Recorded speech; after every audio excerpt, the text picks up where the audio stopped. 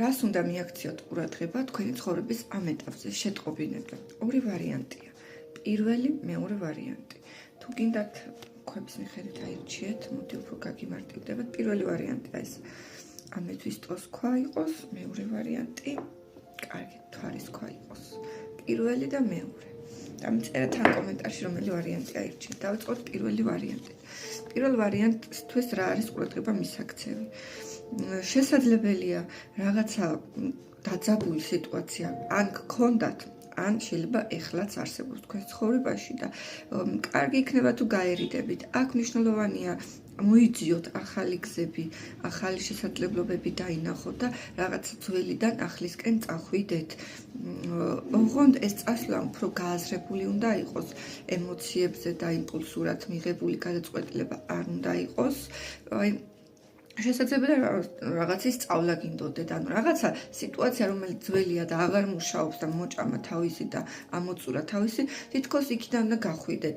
ან რაღაცა ახლებურად უნდა დაინახოთ, ან წახვიდეთ რაღაცა ისწავლოთ, რაღაცა გაიაზროთ, შეიმეცნოთ, მერე მოტრიალდეთ და სხვანაირად დავმივხედოთ, მიუდგეთ სიტუაციას, ან ცვლილებების არის მნიშვნელოვანი.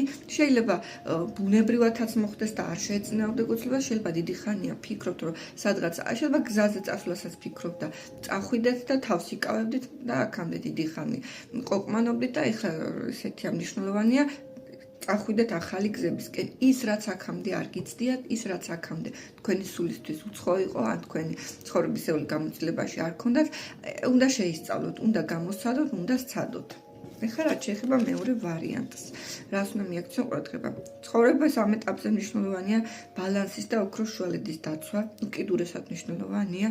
აქ არ არის აუცილებელი და პირიქით რეკომენდებულიც არ არის რაიმე უკიდურესი გაწყვეტილებების მიღება. ჯობია პირიქით სიმშვიდე, ჰარმონია, სიფრთხილით მიდგომა სიტუაციებთან, მეტი დაკვირვებულობა, ფეხის წვერებზე სიარული რაღაც მომენტში კარგი იქნება. შეიძლება აქ რამდენიმე საქმე ერთად გქონდეთ, ან რამდენიმე სიტუაცია ერთად იყოს და თქვენ მხრიდან ბალანსი მოითხოვდეს და დააბალანსეთ ეს ყველაფერი. აქ რადიკალური ცვლილებები არ არის საჭირო.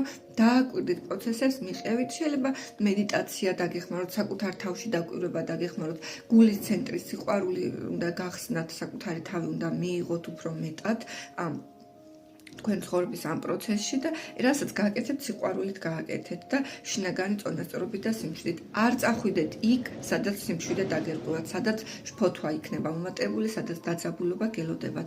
მაქსიმალურად თავი აარიდეთ მსგავს სიტუაციას, მოეპირიქით, აი მთელი თქვენი ძალა და ენერგია საკუთარ თავში გააკეთეთ. კონცენტრირება თქვენს თავზე გააკეთეთ და ნაკლებად გარე სამყაროზე.